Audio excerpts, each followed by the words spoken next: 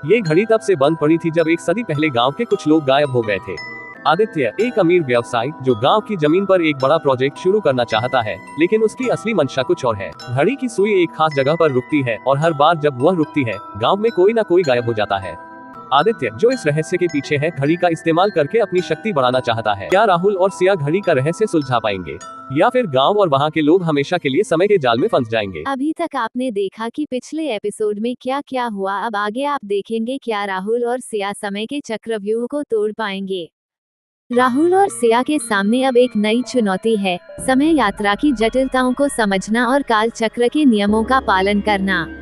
वे जिस गांव में पहुंचे हैं, वहां की पुरानी गुफाओं में सदियों से छिपी किताबें और मंदिर की दीवारों पर उकेरी गई प्राचीन चित्रें उनके लिए संकेत बनकर सामने आ रही हैं। इन चित्रों में न सिर्फ समय यात्रा के बारे में जानकारी छुपी है, बल्कि यह भी बताया गया है कि अगर काल चक्र के नियमों को तोड़ा गया तो क्या भयानक परिणाम हो सकते हैं। गुफाओं में मिली एक पुरानी किताब में यह वर्णित है कि समय यात्रा केवल एक विशिष्ट समय पर ही की जा सकती है, जब सूर्य और चंद्रमा विशेष स्थिति में होते हैं। दीवारों पर बनी छवियां दिखाती हैं कि समय में हस्तक्षेप करने वाले लोग कैसे कालचक्र में फंस सकते हैं और इतिहास में परिवर्तन करने से समय की धारा में बड़ी उथल-पुथल हो सकती है। राहुल और सिया को अब ये निर्णय लेना होगा कि क्या वे समय यात्रा का प्रयोग करेंगे, और यदि हाँ, तो किन नियमों का सख्ती से पालन करना होगा ताकि वे स्वयं और दुनिया को किसी अनचाही तबाही से बचा सकें। राहुल और सिया को समय चक्र और उसके नियमों को समझने के लिए सबसे पहले ये जानना होगा कि समय रैखिक नहीं है। यह एक चक्र के रूप में कार्य करता है, जिसमें अतीत, वर्तमान और भविष्य एक दूसरे से जुड़े हुए हैं। उन्हें निम्नलिखित बातों को समझना होगा। समय लूप। समय का चक्र एक लूप के रूप में कार्य करता है, जिसमें घटनाएं बार बार होती हैं।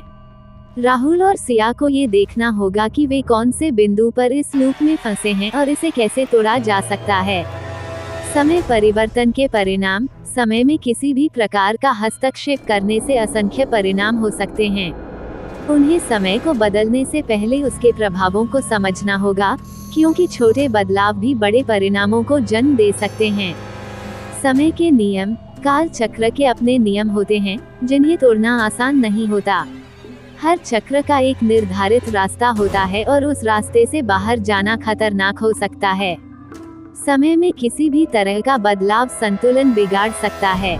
समय के प्रहरी। काल चक्र के अंदर कुछ शक्तिशाली प्राणी या संरक्षक हो सकते हैं जो इसे संतुलित रखने के लिए जिम्मेदार होते हैं। राहुल और सिया को इन्हें पहचानकर इनके साथ या खिलाफ काम करना पड़ सकता है। समय की कुंजी। उन्हें समय के प्रवाह को समझने और नियंत्रित करने के लिए एक विशेष कुंजी या संकेत की आवश्यकता हो सकती है। ये कुंजी एक पुरानी पुस्तक, कोई प्राचीन उपकरण या मानसिक जागरूकता हो सकती है, जो उन्हें समय के चक्र में परिवर्तन करने की शक्ति देगी। इन सभी तत्वों को समझने और ध्यान में रखते हुए ही राहुल और सिया समय चक्र को तोड़ने या उसका प्रभाव बदलने में सक्षम होंगे।